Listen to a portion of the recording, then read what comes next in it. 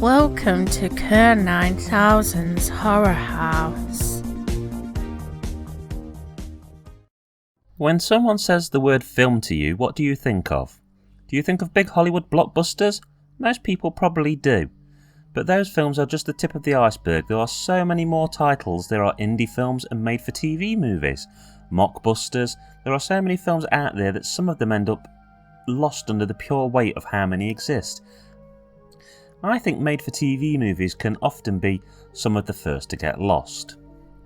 So what is a TV movie? A TV movie is a feature-length motion picture that is produced for and originally distributed by a television network. Really, they are just made to fill a slice of TV time, in contrast to theatrical films which are made explicitly for initial showing in movie theatres. The term TV movie was coined in the United States in the early 1960s. The main idea was to try and get movie audiences to stay at home and watch these instead of going out to the cinema. They were pitched as sort of one-time chances to see something new and cool. Remember that back then, we didn't have the likes of on-demand services. Remember, until the 1970s, people didn't even have VHS recorders.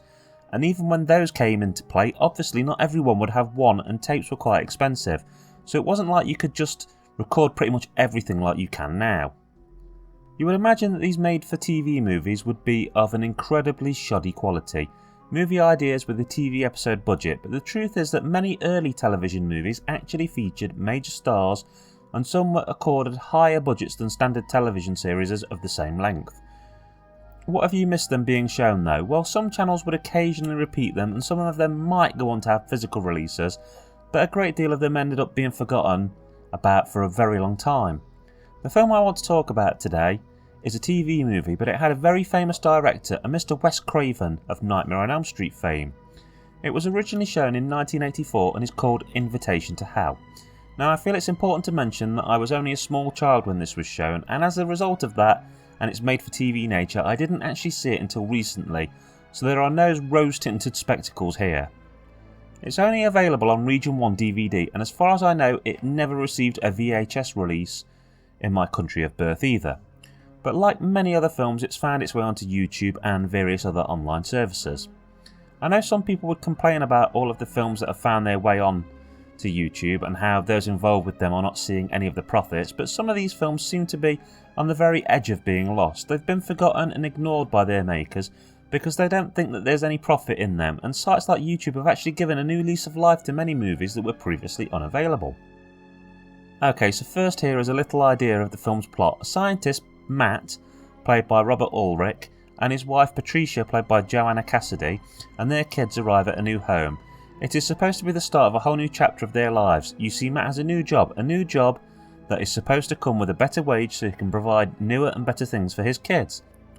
They've barely made themselves feel at home before they begin to be pestered to join the Steaming Springs Country Club.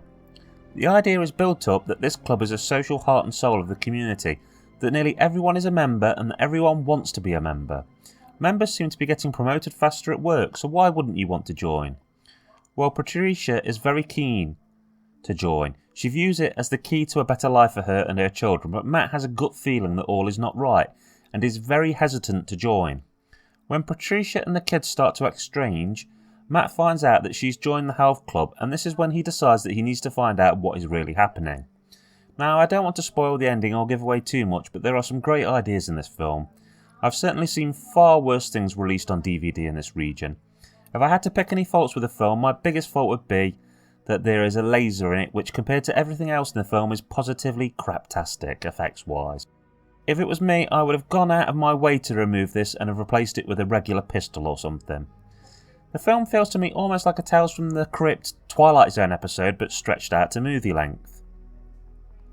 The film deals with a lot of ideas that have been dealt with in horror films before and after. The idea of being tempted to do anything to achieve wealth and fame, about how people feel the need to be accepted and belong to something. This is the real strength of the film. It talks about the way the world works, the way it deals with real-world fears in a horror movie setting. The fear that those around us might change, that we might find ourselves alone and alienated. It feels very Wes Craven-like, even if he only directed it and Richard Rutherstein wrote it. For those that don't know, this is the guy who's probably most famous for writing Universal Soldier.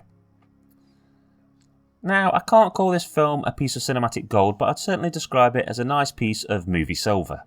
If you like Wes Craven and you like things with a Tales from the Crypt, EC Comics sort of morality to them, then I would really advise that you track this film down and give it a few hours of your time. Do not go here if you're looking for monster creatures and explicit gore though, as you'll find this movie really lacking. It's basically a gore-free zone. It does offer some scares, but more in a deep, thoughtful way. There are no jump scares or things pulling people through windows, but there doesn't always need to be. Okay, that's Kerr9000 saying, Keep on watching those scary movies, boys and ghouls.